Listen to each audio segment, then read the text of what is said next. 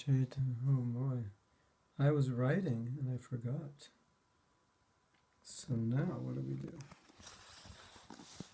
Trouble in paradise. Okay, I'll wait and see if anyone shows up. Well, we have viewers. I got absorbed in working on my class. I was working on my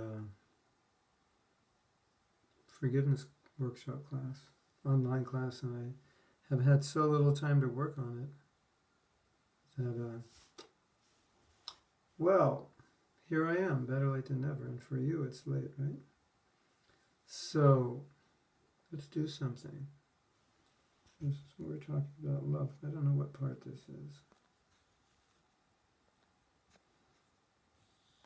It's part 10 or something. Now, yeah.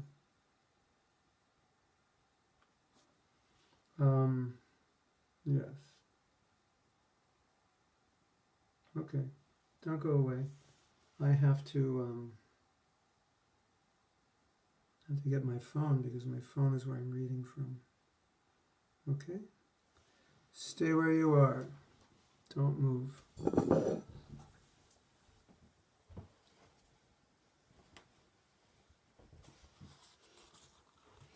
I got very absorbed in working on this forgiveness course. It's so good. I'm like so excited.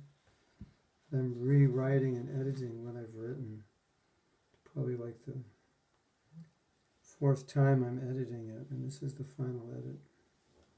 Just working out the kinks. And it's so little time to work on it. And I completely forgot. So you'll have to forgive me. Okay? I guess most of you have given up. Go write everybody else and then tell them, yeah.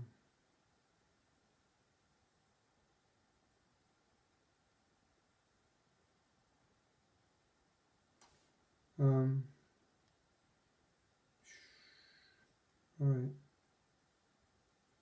Maybe I spaced out on the time zone. What time is it there? Tell me. Oh, it's supposed to be 10:15. Was I told?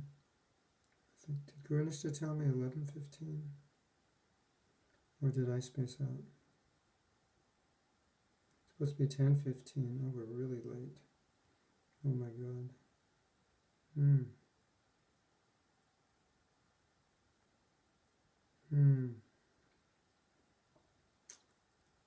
So what do we do, ladies and gentlemen?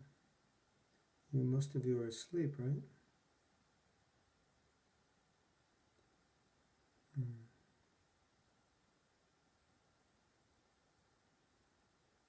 Yes.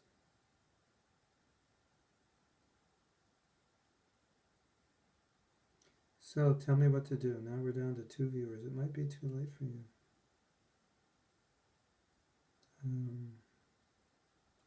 Now, did we get the time wrong?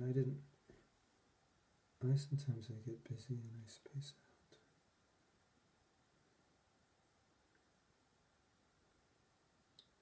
Let's see. Did Gurnishta tell me it was 10:15? And I thought she said 11:15.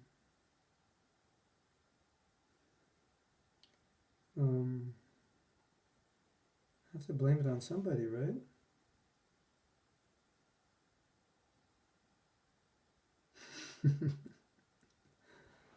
So, Christina, ask me some questions. So, who's here? Christina, who else?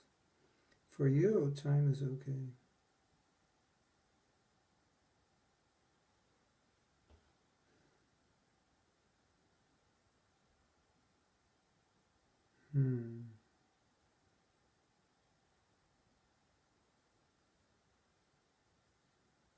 I'll wait for you to ask me a question.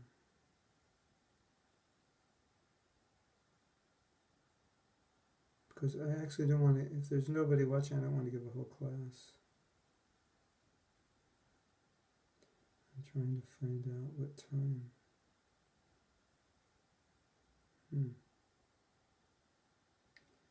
Sundays. Monday class would be 11:15 a.m. All right.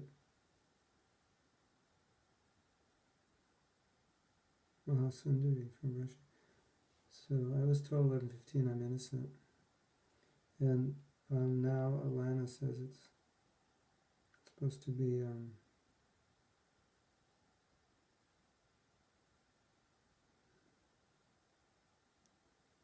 well.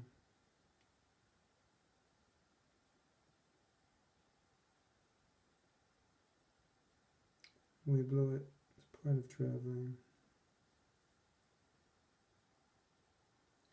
I can read to you what I'm writing. That would help.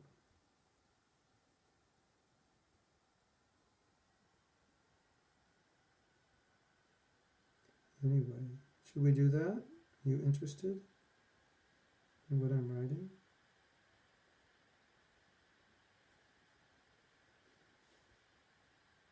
We're late. You're late, and I'm late.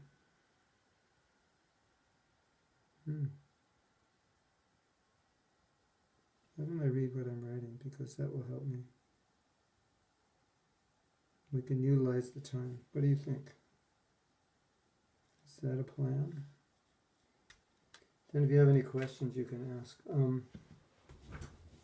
This is, I have to explain to you, I'm going through different exercises in the workshop. So one of the things we do in the workshop, the forgiveness workshop, is we ask people to connect with how they feel, how their resentment feels, and then draw an image of that, or think of an analogy. What does it feel like? So the purpose of this exercise is to deeply feel the pain. Of course, our intuitive reaction is to avoid pain, and avoiding pain is why we have been avoiding dealing with our resentment. Facing the pain is a necessary part of the process. Doing so teaches us a great lesson. The only way out of a problem is through it. By the way, this is a valuable exercise, a valuable tool to use in dealing with all your problems. So a lot of reasons we don't deal with problems is because they're painful. So intuitively we run away from them or suppress them or pretend we don't have them. So here's the exercise. Allow yourself to fully connect with and feel the pain of your resentment. Notice where in or out your body you feel it. So we ask students to feel it, to connect with it, so they realize it's probably a lot worse than they think. And then they come up with some examples. So how does it feel? Someone said, sitting in a prison and not leaving, yet the cell doors are not locked. Or they are locked, but I have the key. The prisoner, they say, the prisoner and the warden in the same body. Some examples of visual images from participants in past workshops. Bathing in a lake of poison, the water being my own perspiration. My body is full of arrows of resentment, and every time I try to get back at someone, I put the arrow further in my body. It shows us how we cause pain to ourselves. Also note, using a scale of 1 to 10, with 10 being highly painful, 5 moderately painful, and 0 not painful at all. How painful is your resentment? So, you write down your realizations after you do this exercise. So, the idea is, you would say, why would you want to feel pain? The reason is pain motivates you. I'll read you something I wrote. Avoidance of pain is a stronger motivator than the desire for pleasure. Have you ever changed at a point in your life when you just couldn't tolerate something anymore? Normally, we don't change when we see the light. We change when we feel the heat. Thus, pain is an amazing motivator. Let's say strong motivator. It's a very strong motivator. You agree? Stronger than pleasure. It's like anger. Sometimes it's stronger than love. Pain is stronger than... The desire to avoid pain is often stronger than the desire to enjoy pleasure. Right?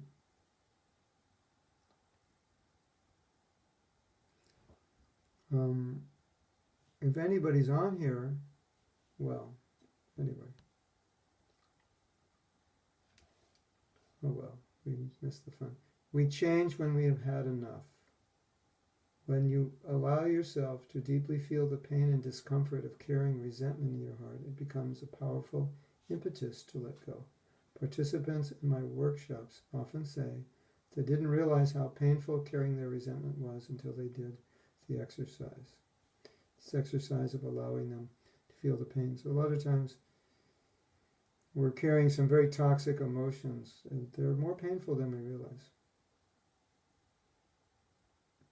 Patanjali writes in the Yoga Sutras that attachment arises from remembering past pleasant activities.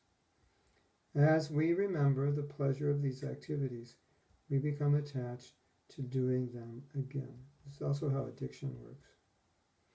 Detachment works in the opposite way. We remember the pain of past activities, and we thus detach from them. If your brain links pain with activity in the past, as well as in the present and the future, thinking, if I do that, I will suffer,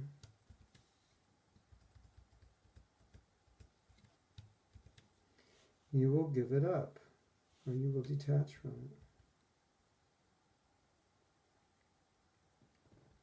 It has to, if your brain links enough pain, not just pain, if your brain links enough pain, okay. If your brain links enough pain with activity in the past as well as in the present, if your brain links enough pain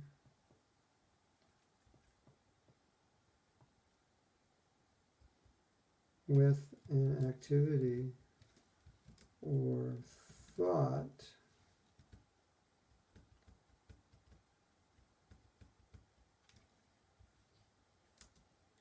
you will stop doing it.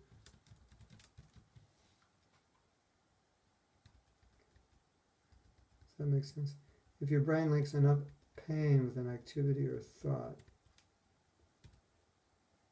you'll stop doing or thinking of it. Doing and or thinking of it. Becomes a neural response because you feel the pain in your nervous system. It's not amazing? It is no longer information. You simply can't act that way again. You think of your life, there's anything that's become so painful that you just stop doing it. You actually can't do it.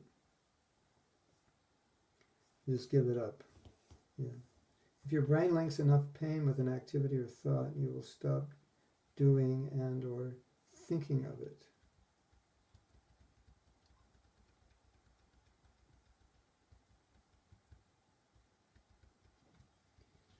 You'll stop doing it. If your brain links enough pain with an activity, you will stop doing it. Immediately or gradually.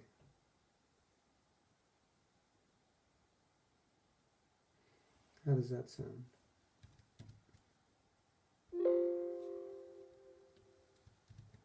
The purpose of this exercise is to deeply feel the pain. Have we read that? Of course, our intuitive reaction is to avoid pain, and avoiding pain is why we have been avoiding dealing with our resentment. Okay.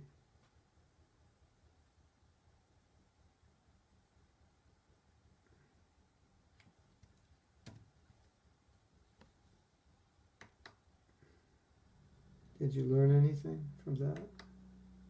Maybe.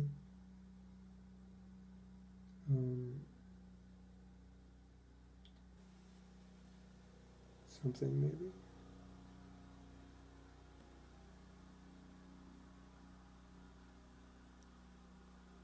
Okay, here's an exercise.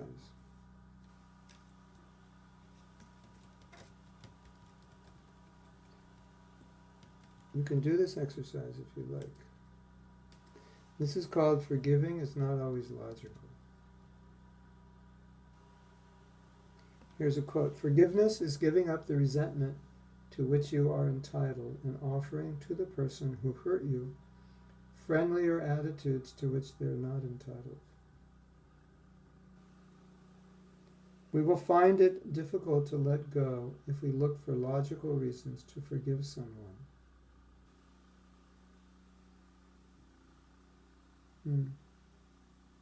Yeah, you can, Christina, you can write me.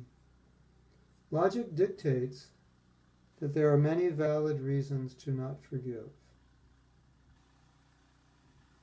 We may also find valid reasons to seek revenge. This is the logical. I would say the logical mind.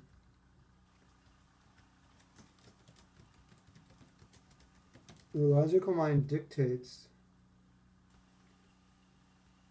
or tells us, dictates that there are many valid reasons to not forgive. We may also find it may also help us find valid reasons to seek revenge. So when we say, I just can't forgive, what we may really mean is, I just can't find any reason to forgive. Any logical reason. Is that a redundant? I can't find any logical reason to forgive. In other words, if we define the abuse as unforgivable, we get stuck in making an attempt to forgive an unforgivable act. And why would you want to forgive an unforgivable act? That is not logical. Right? Does that make sense? I'll read that again. We will find it difficult to let go if we look to let go of resentment.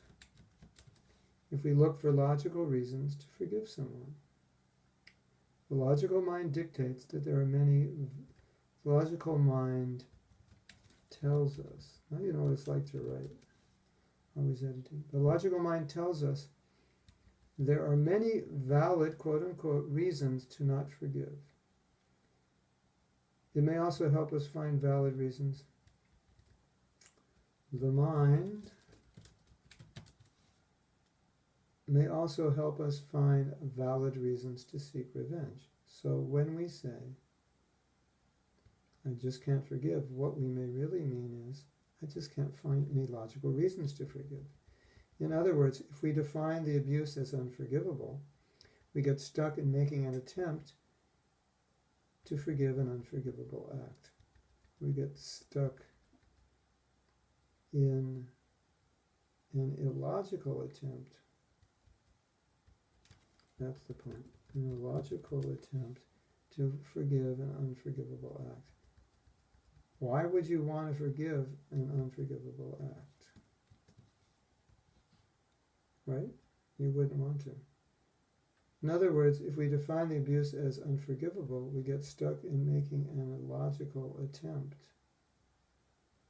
Just that we get stuck in making an attempt. We get stuck in trying to attempt.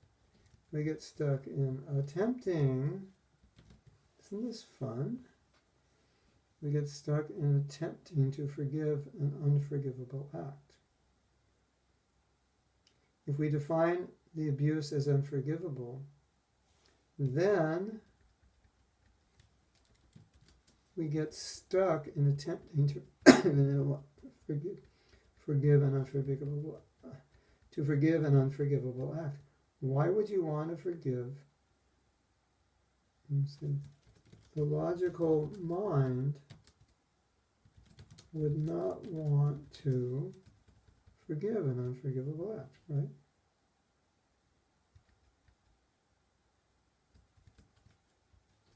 Because the logical mind cannot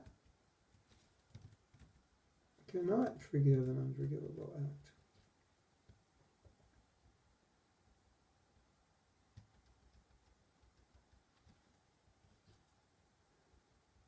Right? Logical mind. This is the problem. Do you understand the problem? In other words, if we define the abuse as unforgivable, then we get stuck in attempting to forgive an unforgivable act. The logical mind cannot find a reason, cannot forgive an unforgivable act.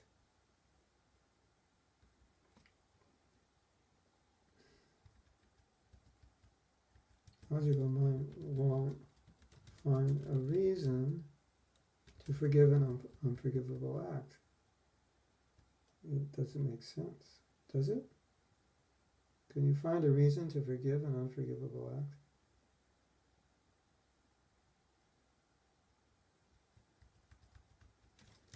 It just doesn't make sense. I sometimes encounter people, the logical mind won't find a reason to forgive an unforgivable act. It just doesn't make sense. Does this make sense to you? I sometimes encounter people who do not let their resentment go, despite making valiant efforts to do so. Why? Often it is because they are looking for logical reasons to forgive their offender, and they just can't find any. Either their offender never apologized, changed his behavior, realized the extent of the pain he caused, or continues to commit this or some other sin. Commit this or some other sin. When they don't find a good reason to forgive, when people don't find a good reason to forgive, they often say, I just can't let it go, which is usually another way of, not they often, they do, which is usually another way of saying what this person did was so bad, there is no way they should be forgiven. What this person did was so bad, they should not be forgiven. So if you think that way, you're in trouble, right? Does that make sense?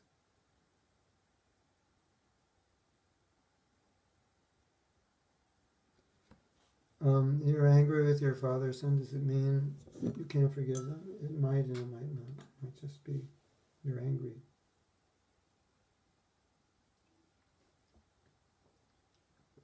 I don't think you have resentment for your son.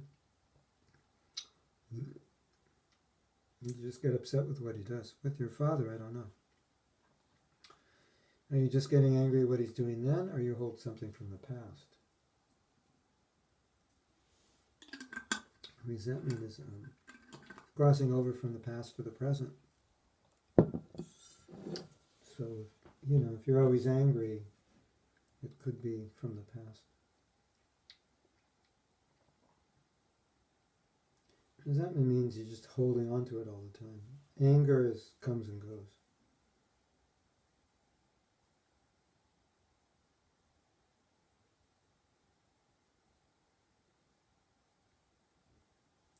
When people don't find a good reason to forgive, they say, I just can't let it go, which is usually another way of saying, what this person did was so bad they should not be forgiven. Okay.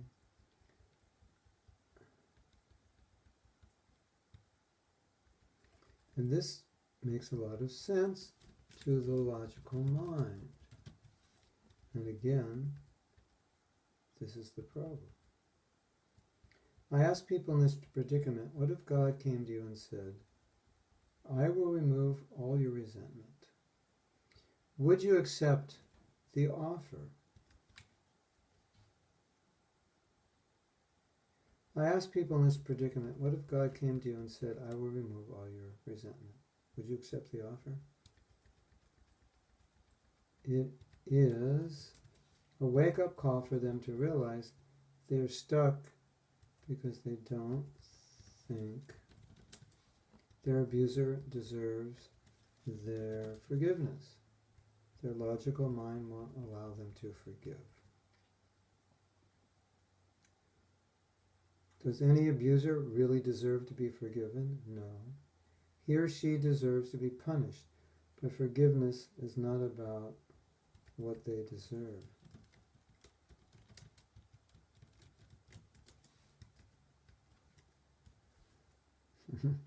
Right?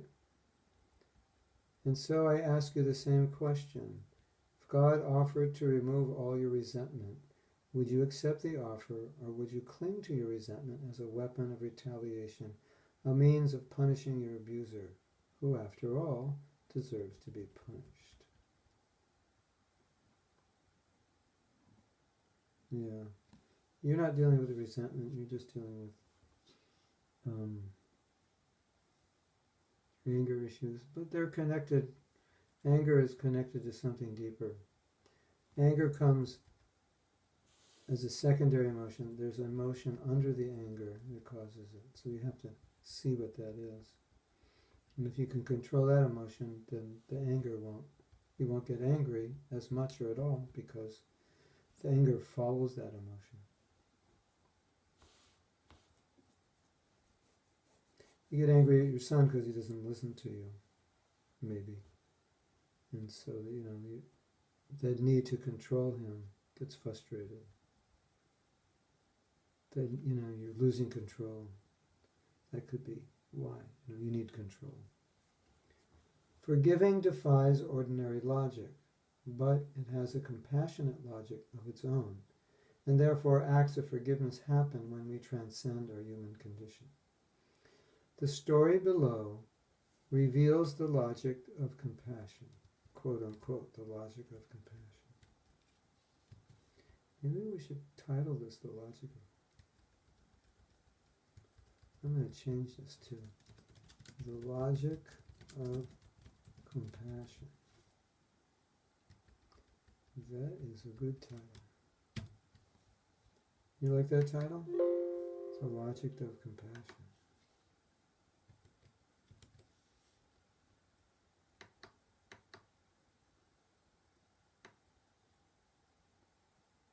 I like that too.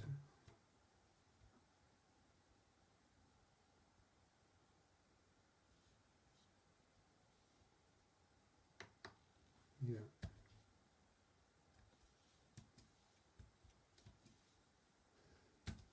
Okay, we go back. Still, is anger related to some past beliefs we have? Could be. Yeah, you could have the belief that the son should always follow the mother. Whatever the mother says the son should do. And he should do it right away, and he should do it without complaining, and maybe that's what your mother told you, and you expect him to do it. And that's just, your beliefs about what a son should do, about what a mother should do. And I think you have to adjust it because there's not a father there, so it makes it harder for you. So, you may be limited in what you can control. Oh, John Minnie is asking that.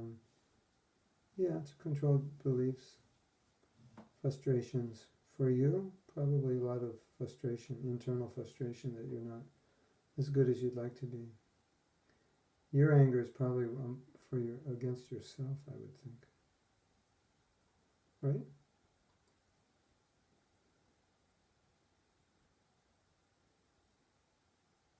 If God offered to remove all your resentment, would you accept the offer, or would you cling to your resentment as a weapon of retaliation, means of punishing your abuser, who after all deserves to be punished?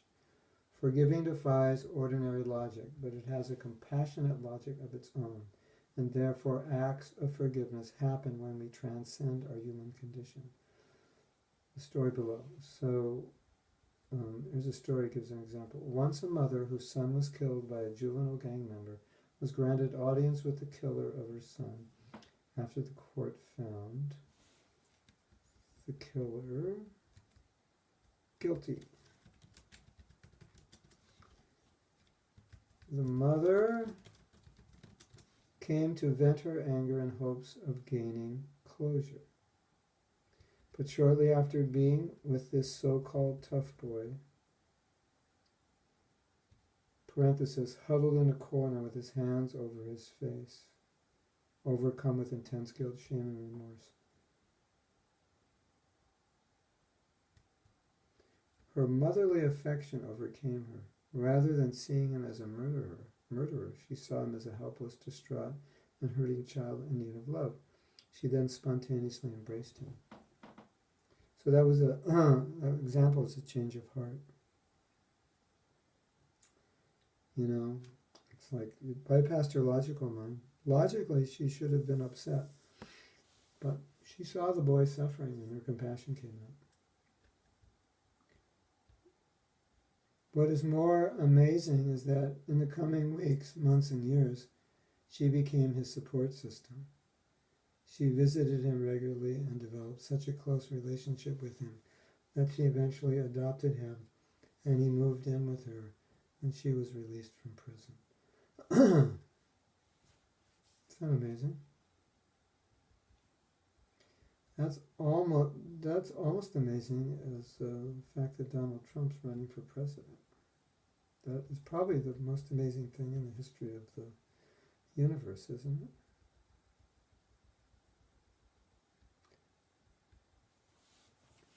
it? Your leaders are supposed to be exemplary in character. I have included other amazing stories about ordinary people's extraordinary forgiveness in another document. These stories are powerful because they touch and soften the heart and will inspire you to move closer to forgiveness or to finally forgive your abuser. So please make sure to read them. So there's a lot of stories like this where people have like a spontaneous change of heart in which they want to forgive somebody. So, well, we have 7 viewers. Welcome, viewers, to the late show. We are 2 hours late. Anyway, I found some time to work on my forgiveness course, so that you're actually witnessing me doing editing, and I'm reading it to you while I'm editing, which is, I guess it's good for both of us. Acts of extraordinary, we're talking here about the forgiving is illogical. Actually, a lot of things in Krishna consciousness are illogical in the sense that ordinary people couldn't do them. Like, being nice to someone who's not nice to you. It's kind of illogical from a material perspective sometimes, because you would think people would take advantage of you. Acts of extraordinary and illogical forgiveness abound in the scriptures and sacred literature of the world, where we find stories of saints and avatars totally forgiving those who tortured or attempted to kill them.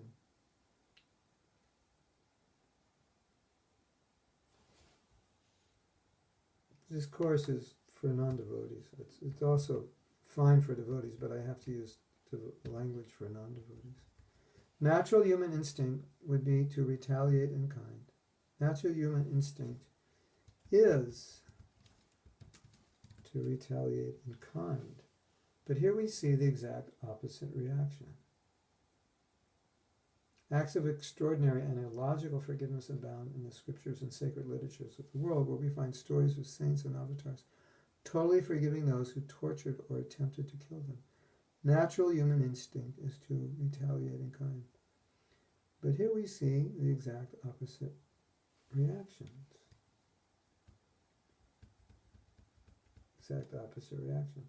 This demonstrates the logic of compassion. Call it compassion.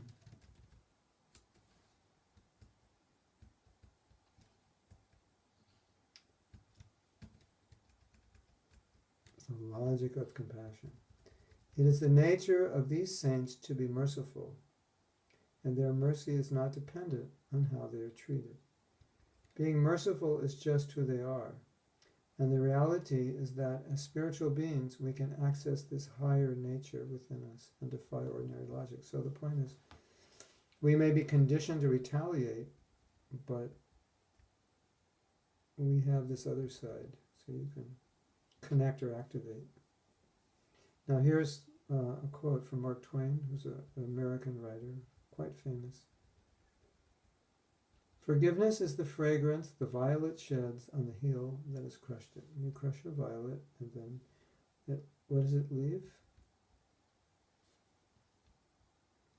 It leaves a fragrance on your shoe. Isn't that amazing?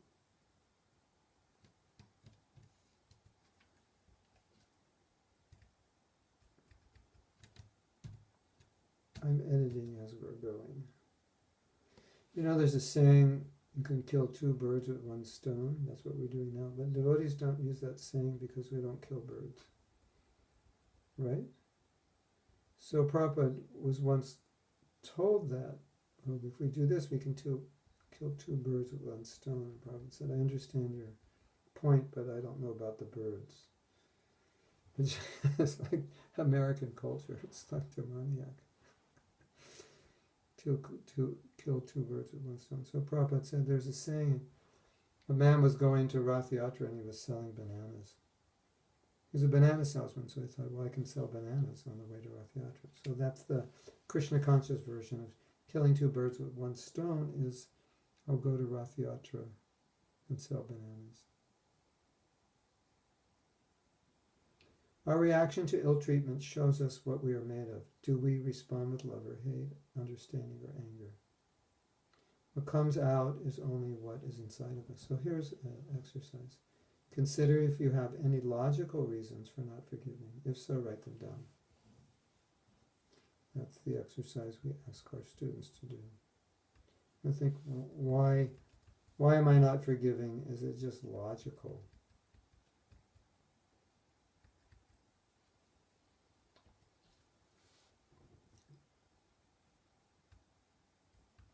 Because I don't think it's right, or it's the logical reasons can hold us back. They don't deserve it.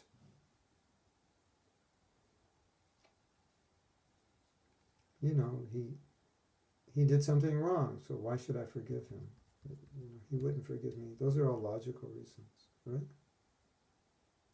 Yes? You agree?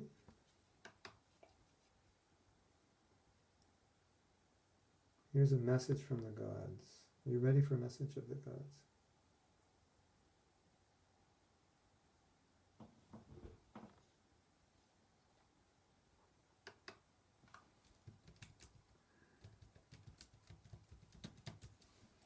Forgiveness is an offensive subject for you earthlings.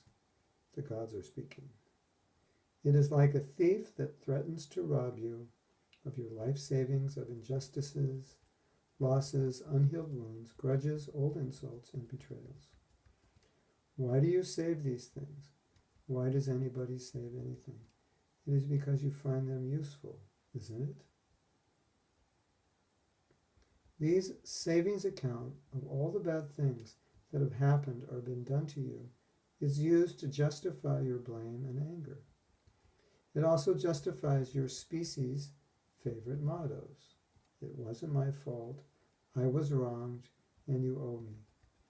Your victim misfortune accounts finance all sorts of petty vengeance and pay interest in bouts of self-pity.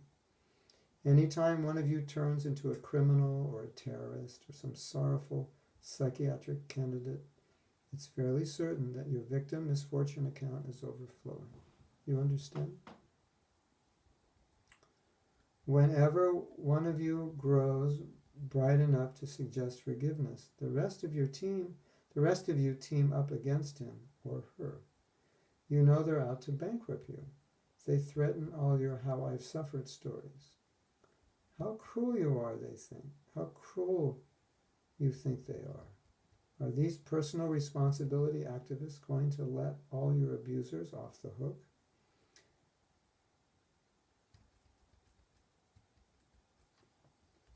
Set the criminals free while they blame you, the poor victim, for not forgiving? Are these personal responsibility activists going to let your abusers off the hook? Question. Are they going to set the criminals free while they blame you, the poor victim, for not forgiving? You understand what's being said here? Your economy could not survive widespread forgiving. Victims with grudges or big money. There are enormous profits in insurance policies, legal fees, medical fees, psychotherapy fees, drug profits, security services, defense contractors, and more. So anyone's recommendation to accept, forgive, and get on with life is not only threatening your cherished emotional dramas, but also running into vested interests that make billions and billions of dollars protecting your right to be victims. Your cultural view is predominantly a love for retaliation and revenge. Watch the first 20 minutes of your action-adventure movies and you'll see the hero suffering some terrible form of victimization at the hands of a mutant abuser. The more terrible the abuse, the better his justification for spending the rest of the PG-13 movie made for your teenagers with adult language and graphic violence, taking scorching retribution.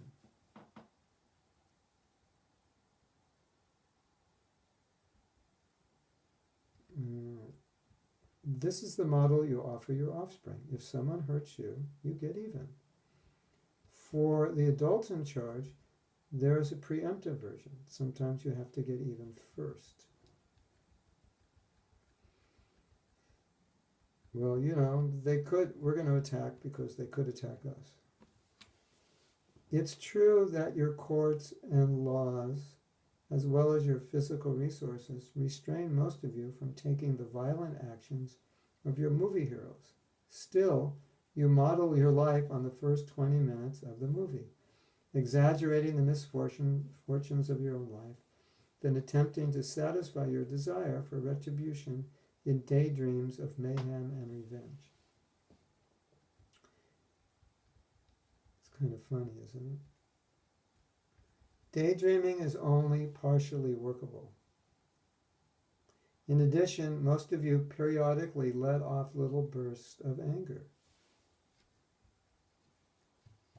Slam a door, honk your horn, or yell at someone for cutting in front of you. Even this is not enough for some of you who fly airplanes into buildings, blow away innocent people, or go on violent crime sprees. It seems that the majority of your race believes forgiveness is a sign of weakness, something to console your mentally deficient religious practitioners. If someone seriously recommends forgiveness to you, you think they're trying to pull something on you, pull something over you, pull something on you. You guard your victimhood with determination. If you lose that, what have you got left? How would you justify your righteous anger? It is obvious that your righteous anger, is there any other kind of anger? Makes you feel powerful. If you lose your power, someone will try to make you feel guilty. Your enemies are the personal responsibility activists. They blame the victim. To you, their suggestion to forgive is a disempowering attack. As long as they feel threatened by your superior ability to resist feeling, and bloop, the transmission from the gods was lost and it ends there. Amazing transmission. You like that? Did you like that transmission? Did you understand it?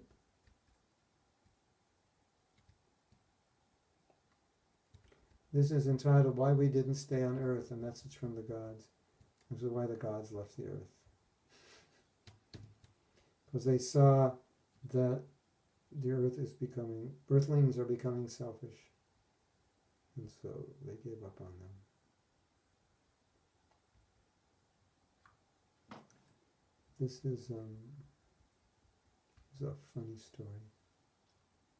These are things I'm using for my forgiveness class, but I think you'll like it. And this is called He Who Cast the First Stone Probably Didn't.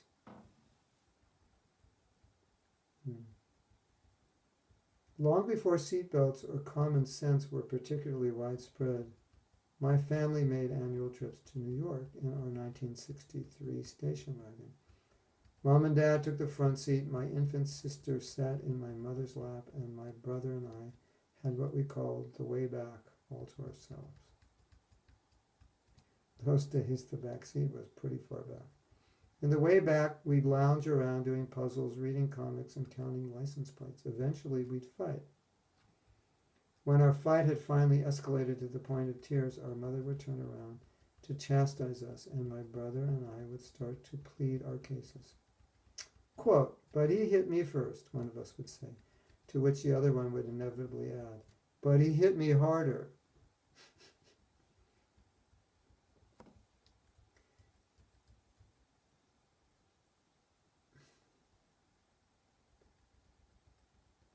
It turns out that my brother and I were not alone in believing that these two claims can get a puncher off the hook. In virtually every human society, "he hit me first" provides an acceptable rationale for doing that which is otherwise forbidden. Isn't it true? And I talk a lot about this. You know, if like someone doesn't treat us well, we almost feel like we have an inalienable God-given right to retaliate exactly in the same way, or perhaps worse. Both civil and religious law provide long lists of behaviors that are illegal or immoral, unless they are responses in kind in which they are perfectly fine. Many times we're trying to forgive. He says someone we end up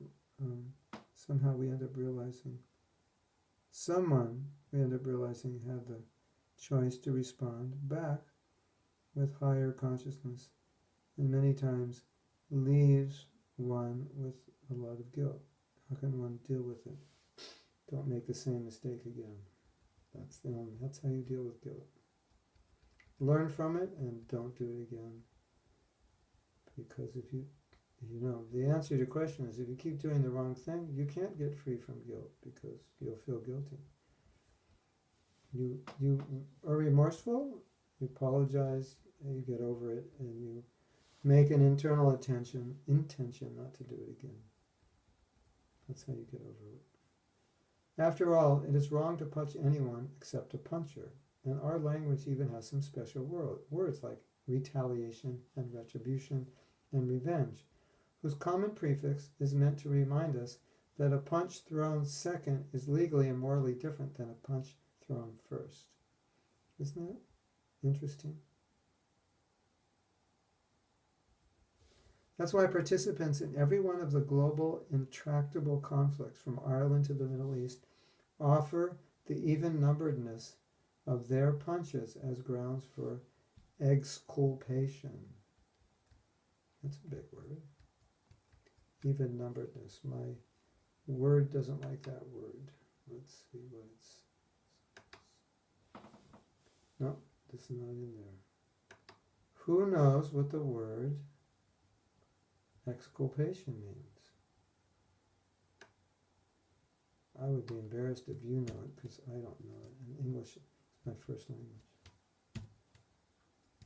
Exculpation means you have a right to retaliate. Pity, mercy. Grounds for mercy, amnesty, exoneration. In other words, I have a right. I have a right to do this because you did it to me. The problem with the principle of even-numberedness is that people count differently. Every action has a cause and a consequence, something that led to it and something that followed from it. But research, this is really interesting. Research shows that while people think of their own actions as the consequences of what came before, they think of other people's actions as the causes of what came later. In other words, when you do something, you think you have a good reason to do it, and when someone else does something, you don't think they had a good reason. You think they were the first. Isn't that interesting? I'll read that again. Research shows that while people think of their own actions as the consequences of what came before, this happened, so therefore I act. And they think of other people's actions as the causes of what came later. In other words, you're not reacting, you're just acting. So, whatever I do is just, I'm reacting, I'm responding, but what you did is you're not responding, you just did it because it was wrong. Listen to this. In a study conducted by William Swan and colleagues at the University of Texas, pairs of volunteers played the roles of world leaders who were trying to decide whether to initiate a nuclear strike. The first volunteer was asked to make an opening statement. The second volunteer was asked to respond. The first volunteer was asked to respond to the second, and so on. At the end of the conversation, the volunteers were shown several of the statements that had been made, were asked to recall what had been said just before and just after each of them.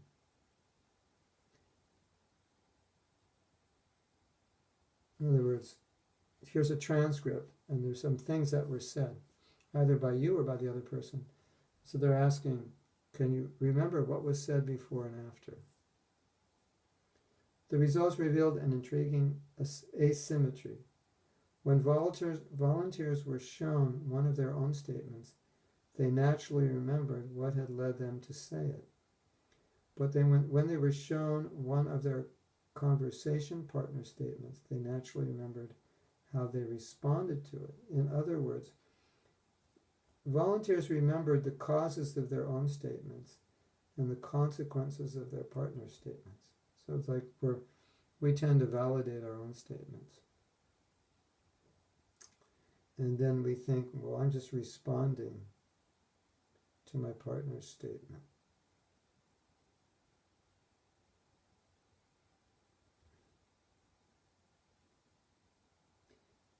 But they didn't take responsibility for if they were. Let me read that again. I may be as confused as you are. But when they were shown one of their conversation partner's statements, results. When volunteers were shown their own statement, they remembered why they said it, because they're responding to something that was said. But when they were shown one of their partner statements, they only remembered their response to it. They didn't remember what they said that caused him to say it. They only remember what they said based on his. So his statement is causing them to say something, but they don't remember what was causing them to say it. So that they kind of think that their partner's originating statements that have nothing to do with what they said. In other words, volunteers remember the causes of their own statements and the consequences of their partner's statement. They don't remember what caused their partner to say it, but they only remember what they said being caused by what their partner said. If you don't understand, probably you should take rest, because that's the best I can explain it. Okay. What seems like a grossly self-serving pattern of remembering is actually the product of two innocent facts. First, because our senses point outward, we can observe other people's actions, but not our own. Second, because mental life is a private affair, we can observe our own thoughts, but not the thoughts of others. Together, these facts suggest that our reasons for punching will always be more salient to us than the punches themselves, but that the opposite will be true of other people's reasons and other people's punches. In other words, we remember what a person said or did, and we react to that because we see what they're doing. Our senses point outward. We can see what people are doing. But we don't know what they're thinking, and so we don't know what they're reacting to. We only know what I'm reacting to, and I'm reacting to what they're doing. And therefore, I validate my punching. Because I'm observing an action I don't agree with. And that's just the way it is. I don't really notice my action of punching. I notice their misbehavior. And so my action of punching is a natural consequence of their misbehavior. And I think I'm doing the right thing. And so it seems right to me But the other people, they think the same way. Examples aren't hard to come by. Shiites seek revenge on Sunnis for the revenge they sought on Shiites. Irish Catholics retaliate against the Protestants who retaliated against them. So I make this simple. It's just whoever punched first gets punched back. And as long as someone punched first and you punch back, you're good. No problem on your side. Since 1948, it's hard to think of any partisan in the Middle East who had actually done anything but play defense.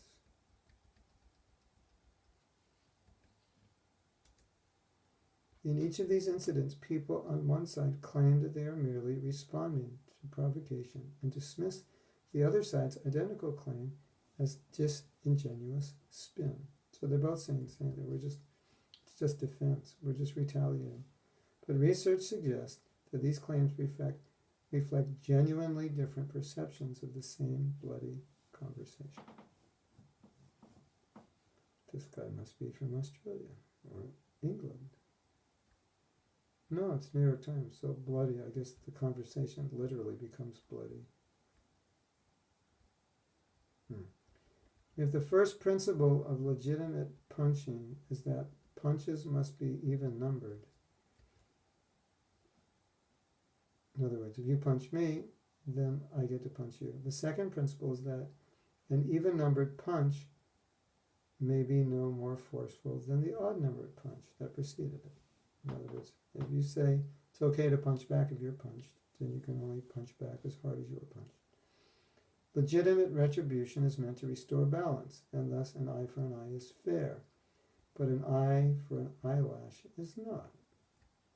So, I'm not going to give you my eyelash if you take my eye. When the European Union condemned Israel for bombing Lebanon in retaliation for the kidnapping of 2 Israeli soldiers, it did not question Israel's right to respond, but rather its disproportionate use of force. Is it okay to hit back, just not too hard? Oh, it is okay to hit back, just not too hard. That's the idea. This is a nice article because it started out with 2 kids fighting. Now it's escalating to world conflict and saying it's based on the same psychology. Research shows that people have as much trouble applying the second principle as the first. The second principle is you can only hit back as hard as you were hit. In the study conducted by Schuckwinder, Sherrill, and colleagues at University College London, pairs of volunteers were hooked up to a mechanical device that allowed each of them to exert pressure on the volunteer's fingers. So I'm going to squeeze your finger, and there's a device, and it's register how hard I'm squeezing. The researcher began the game by exerting a fixed amount of pressure on the first volunteer's finger. So he presses my finger. The first volunteer was then asked to exert precisely the same amount of pressure on the second person's finger. So now I'm pressing on my partner. The second volunteer, or the partner, was then asked to exert the same amount of pressure on the first volunteer, and so on. Then the volunteers went back and forth with the same amount of pressure. Right? Guess what happened? Who would like to guess what happened? Very interesting.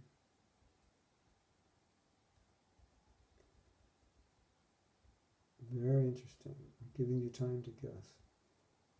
The results were striking. Although volunteers tried to respond to each other's touches with equal force, they typically responded with about 40% more force than they had just experienced. Wow. Each time a volunteer was touched, he touched back harder, which led the other volunteer to touch back even harder. What began as a game of soft touches quickly became a game of moderate pokes and then hard prods, even though both volunteers were doing their level best to respond in kind. Isn't that interesting? So they're saying human instinct is naturally to retaliate harder. That's very interesting.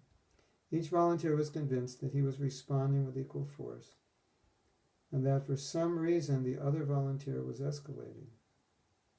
Neither realized that the escalation was the natural product of a neurological quirk that causes the pain we receive to seem more painful than the pain we produce. So we actually give more pain than we have received. That's very interesting, isn't it? You could apply that to anger, like someone upsets you and then you get angry because you're experiencing a certain level of pain and then you want to give it back. And you give back more because that's what you do.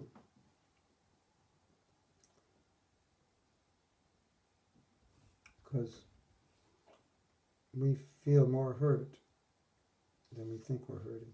Research teaches us that our reasons and our pains are more palpable, more obvious and real than are the reasons and pains of others. This leads to the escalation of mutual harm, to the illusion that others are solely responsible for it, and to the belief that our actions are justifiable responses to this. So we feel more hurt, and so we feel more, and so, you know, you throw a little arrow and my eyes are closed, I think it's a big arrow, so I throw a big arrow back at you because it hurt like a big arrow for me. And then I feel justifiable in shooting a bigger arrow. None of this is to deny the roles that hatred, intolerance, avarice, and deceit play in human conflict. It is simply to say that basic principles of human psychology are important ingredients in this miserable stew. Till we learn to stop trusting everything our brains tell us about others and to start trusting others themselves, there will continue to be tears and recriminations in the way back. Daniel Gilbert, is a professor of psychology at Harvard, is the author of Stumbling on Happiness. This guy is good. He also wrote another book. I think he was the emotional intelligence guy. Anyway, professor at Harvard. He's a psychologist. Interesting. Study psychology, actually, especially social psychology, how groups respond. It's quite interesting. It's almost scary sometimes. I don't know. You see the way groups, you know, because we have an organization, you see the way groups respond sometimes. It can be a little concerning. Okay. Here's a nice story. You'll like this. A little softer. Two friends were walking through the desert. During some point of the journey, they had an argument, and one friend slapped the other one in the face. The one who got slapped was hurt, but without saying anything, wrote in the sand, "Today my best friend slapped me in the face." They kept on walking until they found an oasis, where they decided to take a bath. The one who had been slapped got stuck in the mire and started drowning. But the friend saved him. And he recovered from the near drowning. He wrote a stone. It sounds like an American Indian story. After he recovered from the near drowning, he wrote on a stone, "Today, my best friend saved my life." You're going to like this story. Yamini, you can tell this story to all your friends. And when you're a world famous lecturer to help young people become better, this will be one of the stories you tell them. Are you paying attention to the story? His friend slaps him in the face and he writes in the sand, "Today my friend slapped me." And then he falls into a ditch. What is it? He falls into to take a bath somewhere. And he got stuck like quicksand and his friend pulled him out. And he wrote on a stone,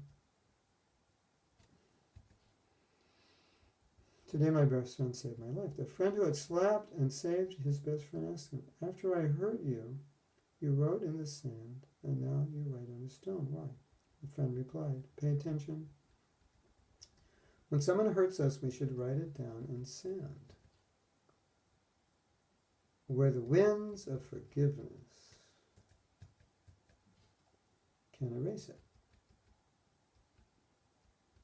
Yes, you like that? But when someone does something good for us, we must engrave it in stone where no wind can ever erase it. Whoops. Learn to write your hurts in the sand and to carve your benefits in stone. You like that?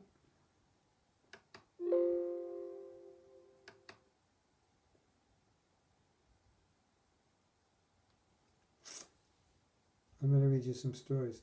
You know, interesting thing about these stories is that sometimes in my forgiveness workshop, when I read these stories, people decide to forgive just by hearing these stories.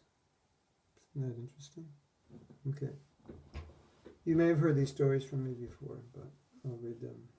A 6-year-old girl in New Orleans is the first black student to attend a mixed school after apartheid. The white people were so disturbed that a black girl was going to a school that was formerly all white. It was formerly all white. Only for white children. You're learning editing while you're watching me. The white people were so disturbed that a black girl was going to a school that was formerly only for white children that she had that the black girl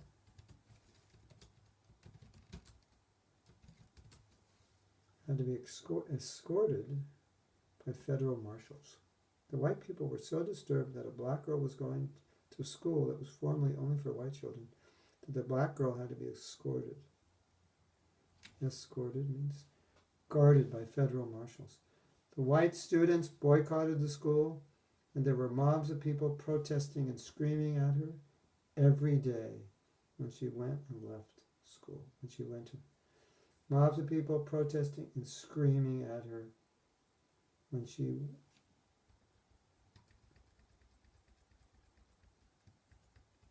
went, screaming at her when she went to and left school. There's a better way of saying that, right? Protesting, screaming at her while she was coming and going to school. As she was coming and going, coming to and going from, I don't know if that's better, but clear anyway. Screaming at her as she was coming to and going from school. No, maybe that's not clear.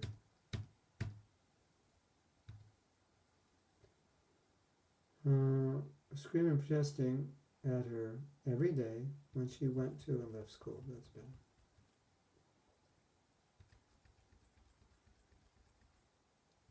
There were mobs of people protesting and screaming at her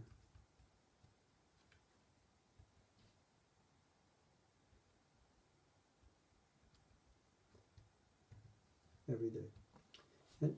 And she would be saying something under her breath as she walked in.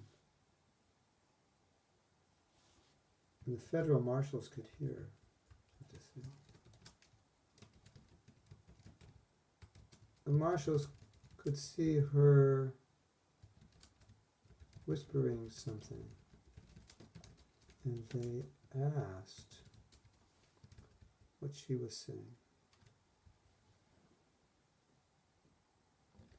Whispering something to herself, and they asked what she was saying. This girl is 6 years old, so don't forget. She said, I am praying to God to forgive them. Whoa. When asked why she would do that, because the people were so mean to her, she said, don't you think they need to be forgiven? Is that amazing?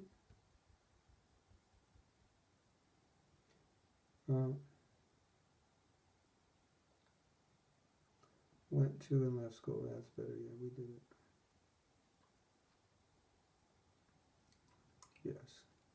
Yamini's distant editor. Okay.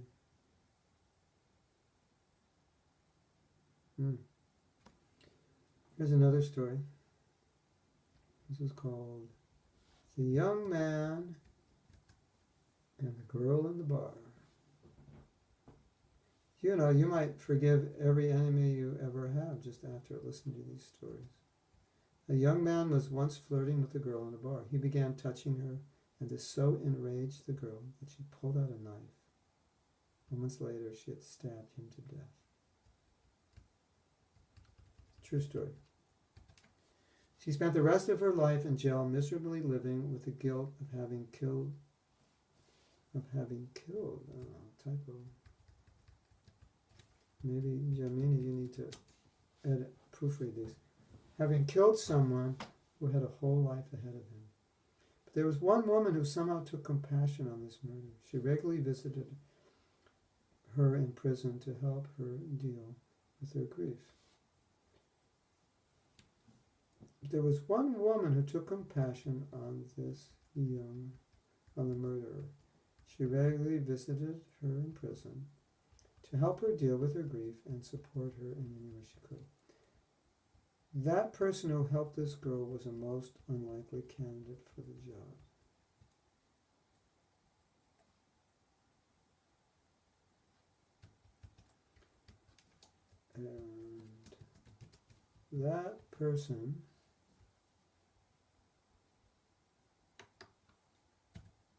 And that person who helped this girl was a most unlikely candidate for this job. It was the mother of the young man this girl stabbed to death. Wow. This next story is kind of depressing, but it's amazing. This man is a Christian, and his daughter was stabbed to death in his house. And he forgave the murderer. This is inconceivable. It's very purifying. I think for us as devotees, to hear these stories is purifying because we want to... sometimes we think we're like special, we're devotees. We'll just listen to see how special this man is. On March 23rd, 1995, my 17-year-old daughter, Nicole, opened the door of her father's house to a 16-year-old young man named Levon, whom she knew. Levon came into the house and they began to argue for drugs. Levon picked up the butcher knife from the kitchen counter and stabbed Nicole to death. My only child lay dying on the floor of the living room, her eyes still open. The last sight she saw that day was the face of the young man who was killing her. This young man, whom I had never met in my life, came into my life that day and changed my life forever. Heavy, isn't it? The material world is like, it's just a heavy place. You never know what will happen. I waited 1 year, and it is, it's crazy. I waited 1 year to be faced with a young man who had changed my life forever. He was hostile and angry during the trial. My greatest fear was that he would get the death penalty and that I would then have to fight to never allow that to happen. So he didn't want this boy to be, I don't know why. I mean, I know why. He didn't want this boy to be killed. But God knew that wasn't how he wanted me to spend my time. Levon was found guilty of second-degree murder and sentenced to 38 years with no probation. So, I don't know, he's 16. 16, right? So he'll be 52 when he gets out. God had other plans for my life. Levon still looked angry when he was sentenced 2 weeks later. Only now he was sitting right next to me as I stood at the podium to address the court and the judge. But I was warned not to address Levon. I was told I couldn't speak to this person who would change my life forever, and he was sitting right next to me. I began reading what I had written, and then God spoke to my heart. I needed to talk to this young man. It might be my only opportunity. I turned and looked into his face. This was the face that my daughter saw as she lay dying on the living room floor just 1 year ago. And now I was looking into that same face. I told Levon that I was not angry with him. but that I felt very hurt. I told him that I had compassion for him and that I hoped that he could somehow find a way to turn his life around. Wow, isn't that amazing? I mean, yeah, it's amazing. And lastly, I told him that I would be praying for him, which is more amazing. The face that was so full of anger was now looking at me in disbelief, and the anger was gone. When I walked away from the courthouse that day, I knew that God had given both of us a gift. It was the gift of forgiveness. I was able to forgive the young man who murdered my daughter. Not because he asked me to, but because it was God, it was what God wanted for both of us.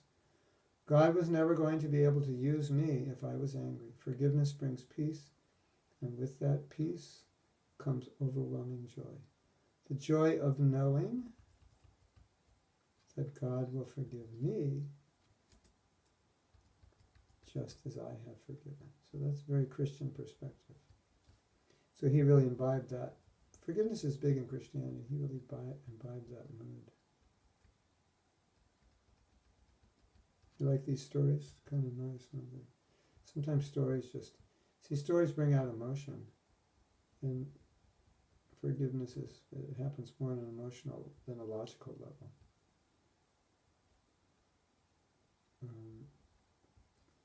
We'll read. Yeah. I have till about 1:30, then I have to pack. So if you want to hang, 1:30 means 22 more minutes. If you want to hang around that long, you're welcome. A yogi, a renowned seeker of spirituality, was having a bath on the edge of a flooded river. Because of the flood, one scorpion happened to float by him. Seeing that the scorpion might die, the yogi picked him up in his hand to take him out of the water. But immediately the scorpion bit him with a piercing, poisonous bite. Unmindful of the bite, the yogi again picked up the scorpion, and again the scorpion bit his hand. This continued again and again until a man who had been watching approached the yogi to ask why he was trying to help the nasty scorpion. The yogi said, "This poor scorpion does not give up his nature to bite. So why should I give up my nature to help?" I could rewrite that a little. The yogi said, what he actually said, I will write now.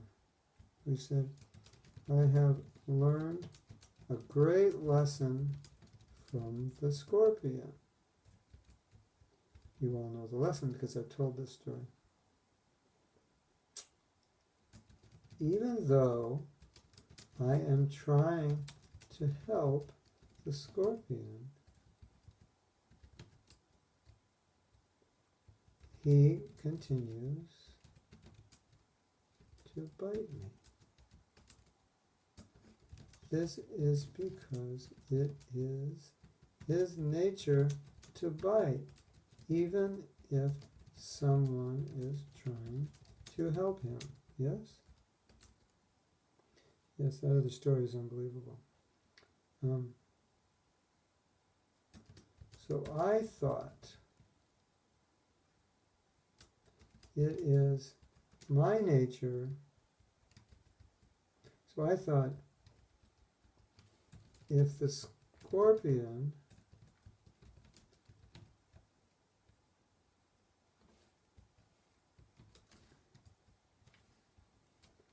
won't give up his nature to bite, even though I am trying to help him, then why should I give up my nature to be kind, even though he is trying to help me? Yes? Is that it? Is that what the yogi said? Okay, now we're going to read that because a lesson in writing. When you write, it all seems perfect. And you have to reread it, and then you realize, it's not always perfect. The yogi said, I've learned a great lesson from the scorpion. Even though I'm trying to help the scorpion, he continues to bite me. This is because it is his nature to bite, even if someone's trying to help him. So I thought, if the scorpion won't give up his nature to bite, even though I am trying to help him, then why should I give up my nature to be kind, even though he is trying to bite me? I put help. Then why should I give up my nature to be kind, even though he's trying to bite me? Does that sound right? Good? Yes? We should never come down to the level of those who wish to harm us. That's the moral of that story. Okay. Hugging the murderer. This is another story. Get out your, Christina, get out your tissue paper. This might make you cry. Actually, there's one story, I don't know if I have it on here. It would make you cry. It's about anger. His father had this beautiful car, expensive car, and he was polishing it, and his kid wanted to help. And in his kid helping it, he was actually scratching it. His father got so angry, he hit his kid's hand so hard against the car that it broke his fingers. Or it cut his fingers or something, then they had to rush to the hospital. I don't know if this is a true story, but it'd make a good movie. If it is a true story, it's amazing. So he went to the hospital and then they did some operation. And then when they got back, he saw the kid had scratched on the car, "I love you, Daddy." So that was like heavy. And then the kid said, "Daddy, will my fingers grow back?" You know, his fingers aren't going to grow back. So I think the father committed suicide. Sometimes you read these stories on the internet, you don't know if they're true.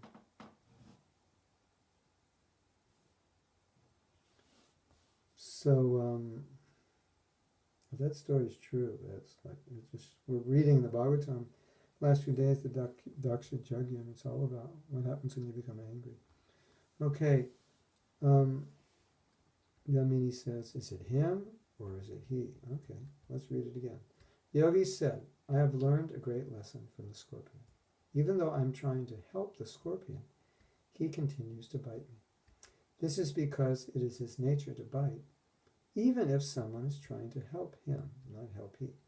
So I thought, if the scorpion won't give up his nature to bite, even though I'm trying to help him, then why should I give up my nature to be kind, even though he's trying to bite me? Perfect. What could be wrong with what I read? Okay.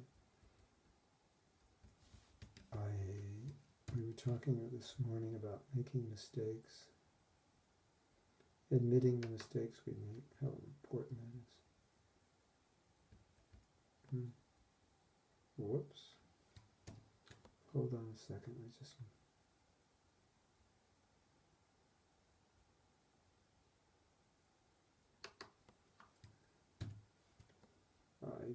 No, forget it. Okay.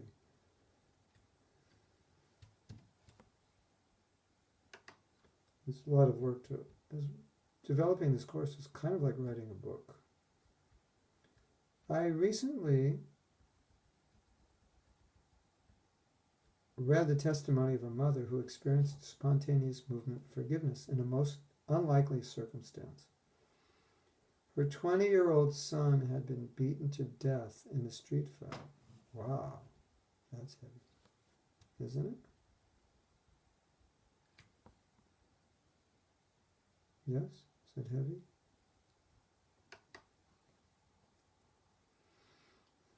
Could you imagine? His assailant was tried and sentenced to a long prison term. The mother asked to meet with him after his sentencing because she wanted the satisfaction of telling him to his face how much she hated him for what he had done. When she was ushered into the holding room where she was to meet the boy, he was standing in a corner, shackled and crying. The woman said later, as I watched the boy so forlorn, no parents, no friends, no support, all I saw was another mother's son. Without thinking, she heard herself saying, "Can I give you a hug?" She says that when she felt his body against hers, her anger literally melted away. What arose instead was a natural feeling of tender connection with this suffering human being.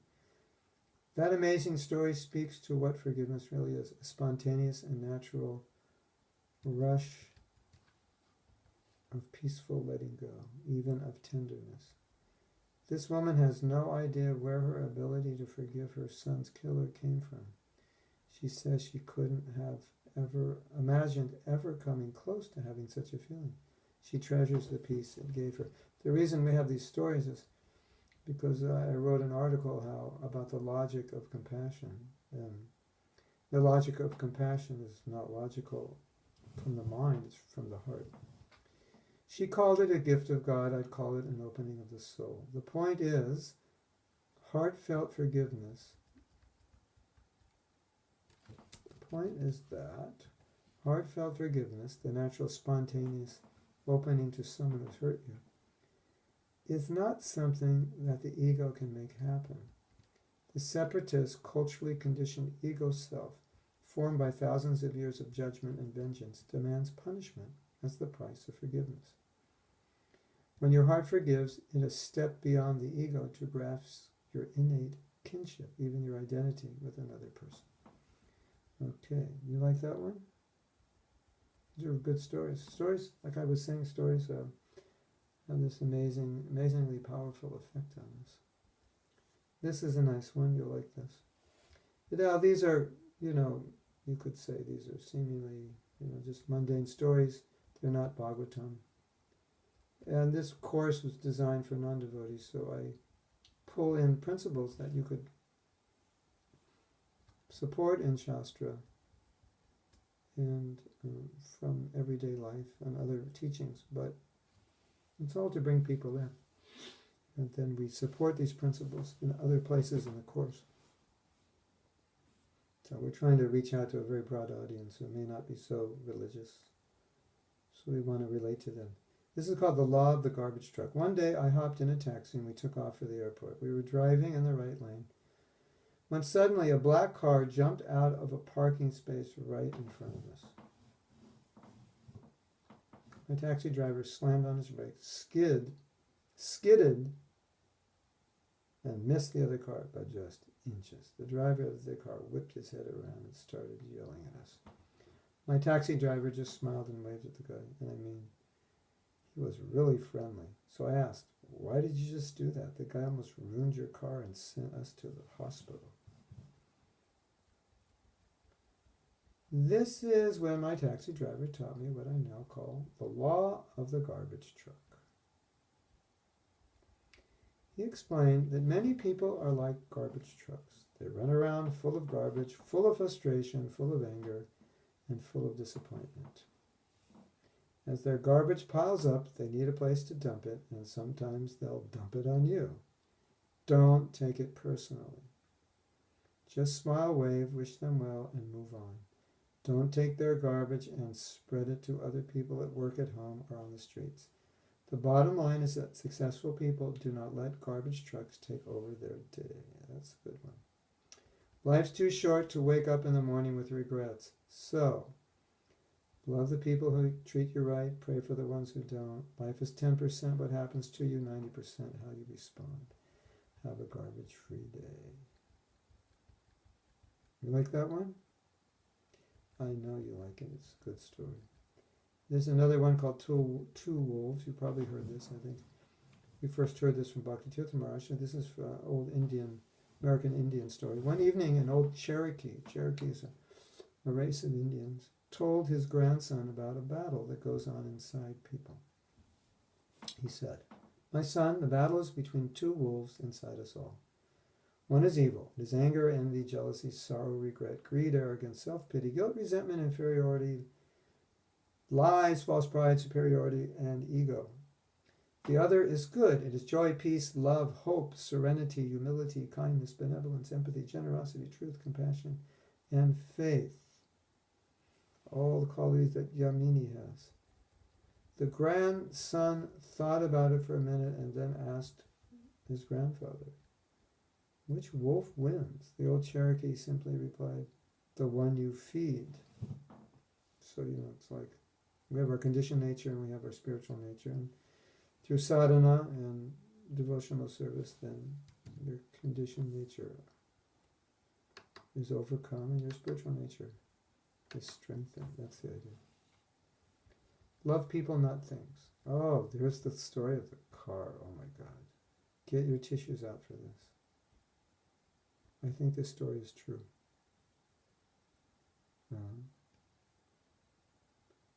Love people, not things. One day, as a man was polishing his expensive sports car, his 6-year-old son picked up a stone and scratched some words on the side of the car. In anger, the man took the child's hand and hit it many times, not realizing he was using a wrench. Oh my God. That's what happens when you become angry. Right?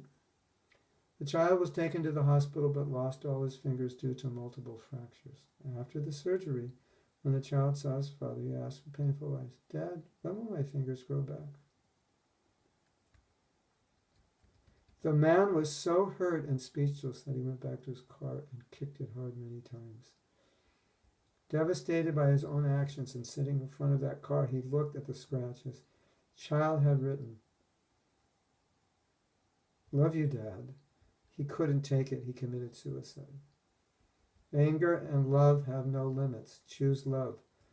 The problem in today's world is that people are used and things are loved. May all of us remember this. Things are to be used and people are to be loved. What a story. Oh my God. It's so heavy.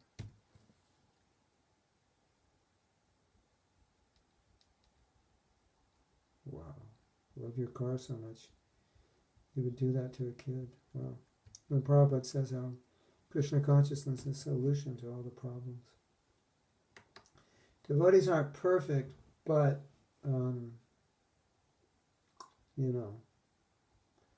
it's rare a devotee would do so. Of course, you could say it's rare that anybody would do such a horrible thing.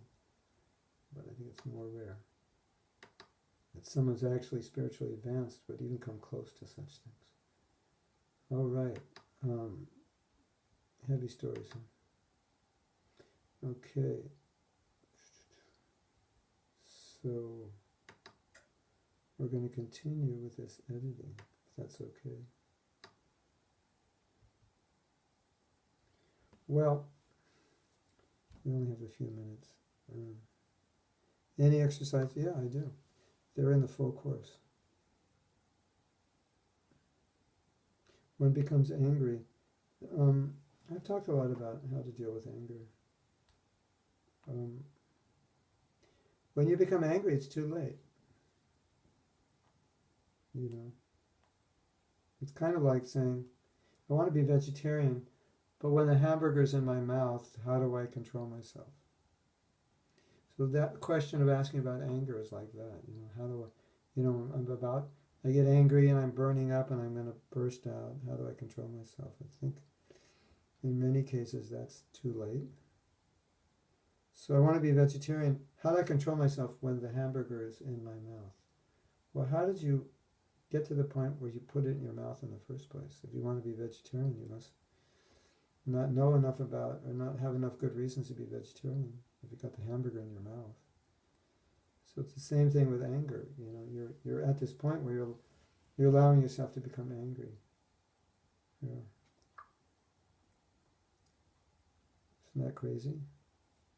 Those are good stories. Krishna Karshani is telling me she's listening to those stories. Yeah. So I see anger as something that you have to work on when you're not angry. You want to be vegetarian, work on it, not when the hamburger's about in your mouth at McDonald's. You got to work on it so you don't drive to McDonald's. Yeah. But you understand, so now the anger's in your hand, and that's it, it's like, you're going to use it. you know. So you want to elevate yourself to sattva gun, so there's no anger. The anger is not in your hand. It's in the hand of people in the mode of passion. It's, you know, you have to change an attitude. You have to value you have to value self-control. You have to value kindness, generosity, appreciation. You have to start valuing these things, because anger undoes all those things, doesn't it? Krishna Karshani, you like this course? Don't you think it's going to be a good course? I think it's going to be amazing, personally. That's what I think. I just like amazing. Right? So according to me, yeah.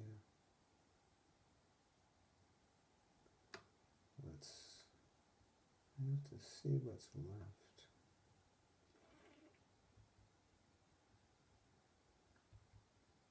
Okay.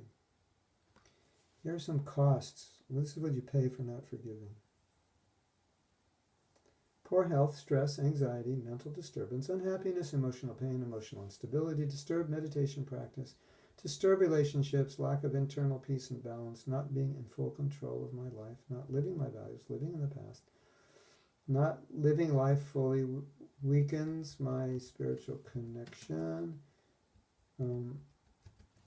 I become the slave to those I hate. Self-torture, living in a self-created prison, living with a poisoned heart, amongst other things.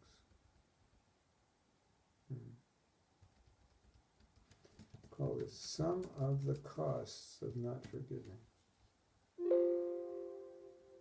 Those are pretty expensive, don't you think? I don't think it's worth it. Do you?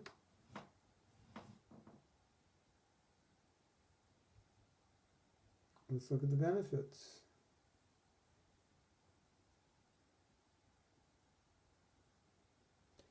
Yeah. I know that 10, 9, 8, you know, and you can do pranayama. But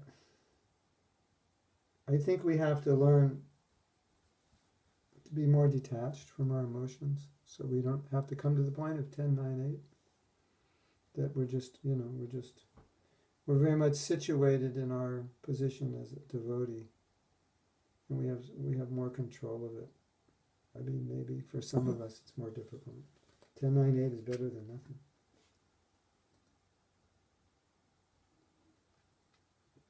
But you can go deeper, so you won't have to do 10, 9, 8. That would be better.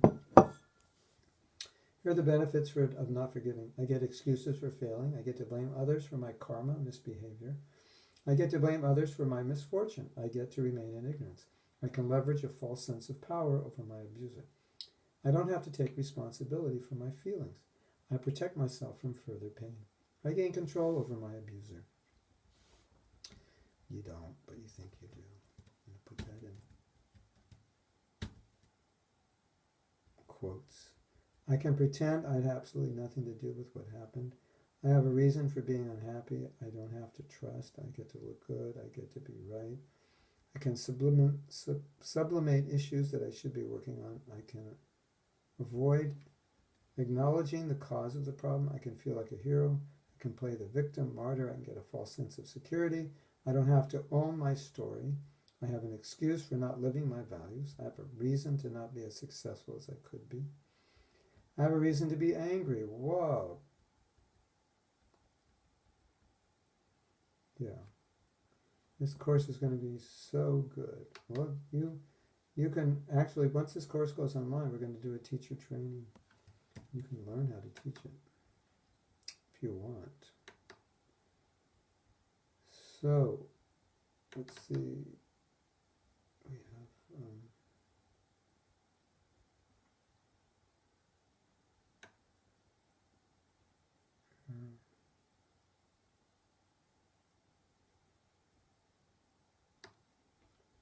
yes, this is going to be an amazing course. Karshani, this will be the best course on forgiveness ever in the 3 worlds. We need to get hundreds of people to come. Wherever anyone can get 100 people to come and pay $100 I will come and do it. Well, you can even get 50 if they pay 100. Yeah. Chamini's going to get... Well, in India, you can get like 300 and then they can pay like 1,000 rupees or something. 1,500. You can get more and pay less. Some of you out there, organize this. Let's make it happen. Yes? Wherever you make it happen, I'll go, because it's amazing. And then all these people will be ready for more Krishna consciousness. Right?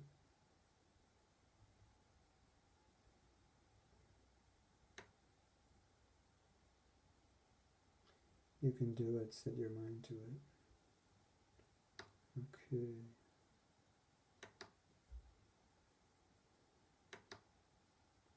All right.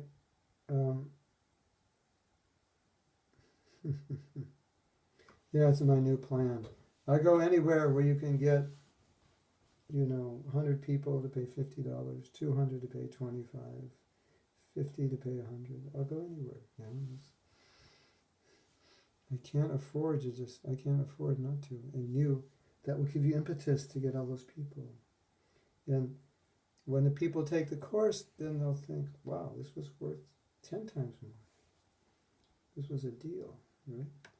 And you book it 6 months in advance so they can start saving their money, right? What do you think? Yes? No? Maybe? The thing is, if people pay, they actually take it more seriously. Did you know that?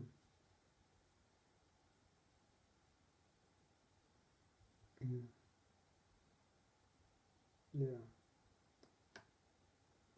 Okay, I'm going to read you my conversation with God because I love you so much. And then we'll end with this. And Krishna Karshini heard this once, but she's going to hear it again. You're going to like this. And some of you have read it, but it's been edited. And I'm actually going to edit it more because I got some comments from someone who's becoming a devotee, so he's giving me a view of it from the position of non-devotees. I called up God the other day because I was having a really hard time. There were so many things going wrong in my life, and I couldn't understand why. So I said, "You love me, right?" He said, "Of course. I love you unconditionally." So I questioned him, "How can you love somebody? How can you love someone and at the same time make their life difficult?" He told me it was quite possible, and he explained how. When you're sitting in a chair and after some time you become uncomfortable? Yeah. Maybe I should do different voices for myself and God. What do you do? I move to another position. Exactly. You don't like that God voice, do you?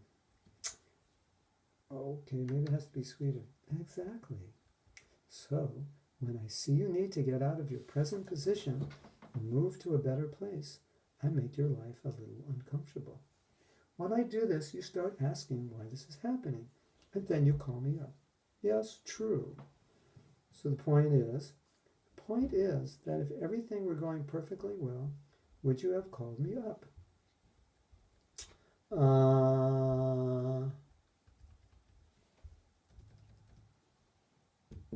Probably not. Come in. We're at 1:30 or 2? Well, 1:30 would be better. Oh, yeah, you said it would be better. But it could be... Okay, then I'll come back here earlier. Yeah. Okay, you're all going to have to sit on the edge of your seat. Okay, can you wait 5 minutes? Yeah. Listen to this. You'll enjoy this.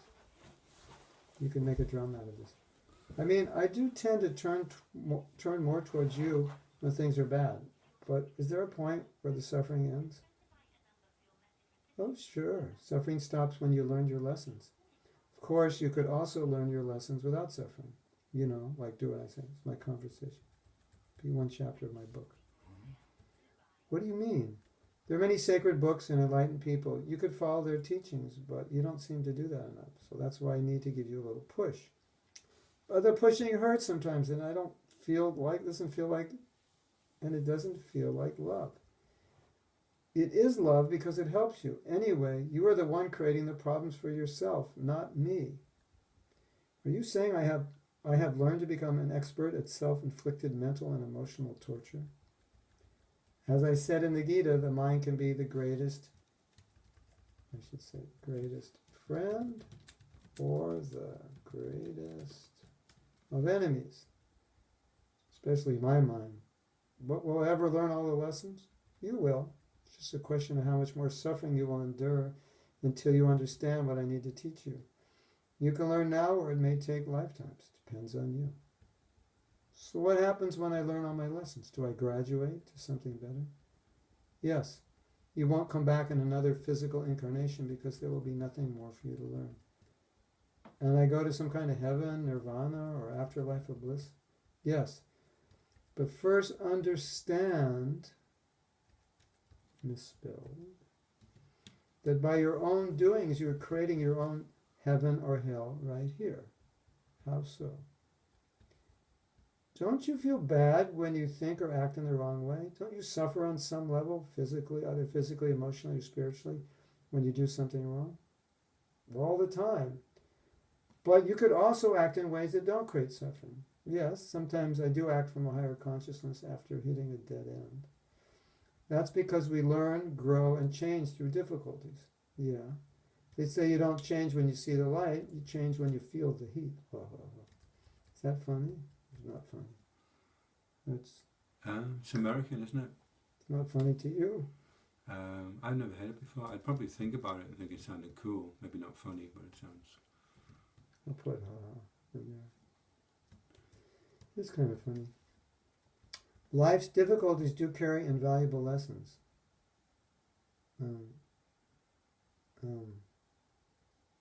That's God saying both of them.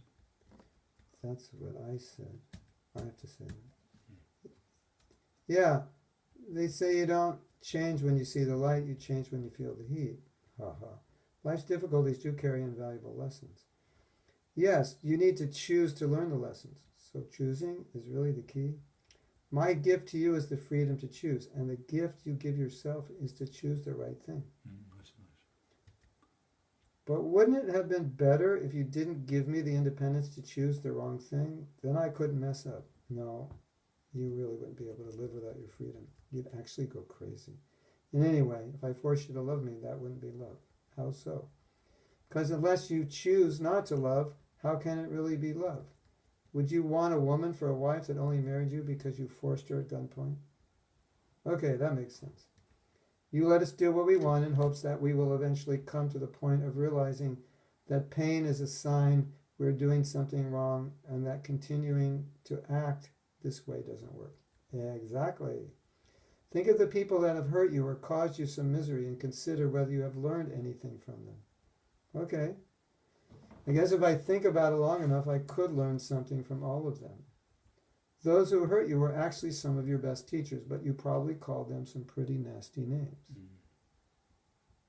How did you know that?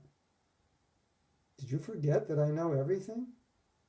See, like, you could make this funnier than I did. I wasn't trying to make it funny, so that, that's like a funny part, but that was accidental. How did you know? But I guess you probably called them some pretty nasty names. How did you know that? Did you forget that I know everything? Oh yeah, I forgot, sorry. If it was more like that, I think it'd be more entertaining. You know what I mean? I mean, I can give it to you if you want to. I'm actually going to work on it a little more because I need to explain more things for beginners. You see, you attract people into your life that disturb you so that you can learn to be more tolerant, forgiving, and compassionate. How can you learn to be tolerant if there's no one to tolerate? But it's difficult. But it is difficult to tolerate some people. Difficult people are a blessing. They teach you how to be tolerant. And will you learn to forgive if no one hurts you? And how can you learn compassion and love if no one hates you? It didn't sound good. Difficult people are a blessing. But it's difficult to tolerate some people. Difficult people are a blessing. They teach you, they teach you how to be tolerant. And how will you learn to forgive if no one hurts you? And how can you learn compassion and love if no one hates you? Yes, but So you think it's my mercy when everything goes well and someone else's fault when it doesn't? In the moment, it's difficult to see it as mercy and easy to blame someone when I'm hurt. I mean, sometimes people do hurtful things to me. They do, but they're just agents of your karma. Blessing often comes in all kinds of disguises. Anyway, I have a question for you. Okay, shoot. Do you blame your teeth when you bite your tongue? To be honest, I do.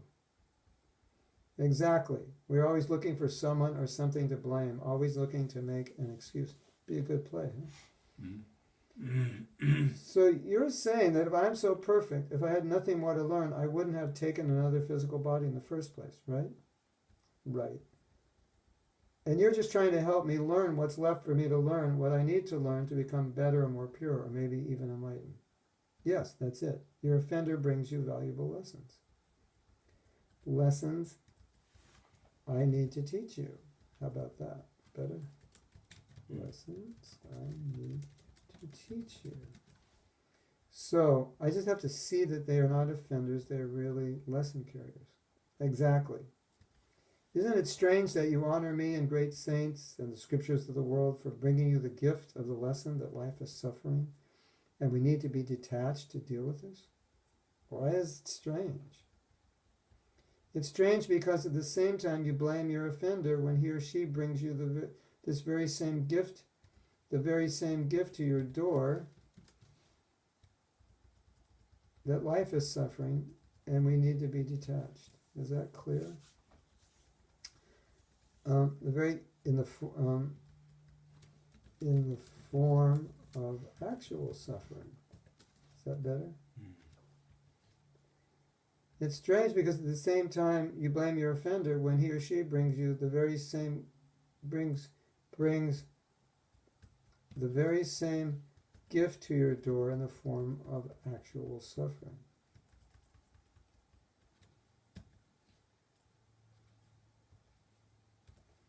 Wow, I never thought of it like this.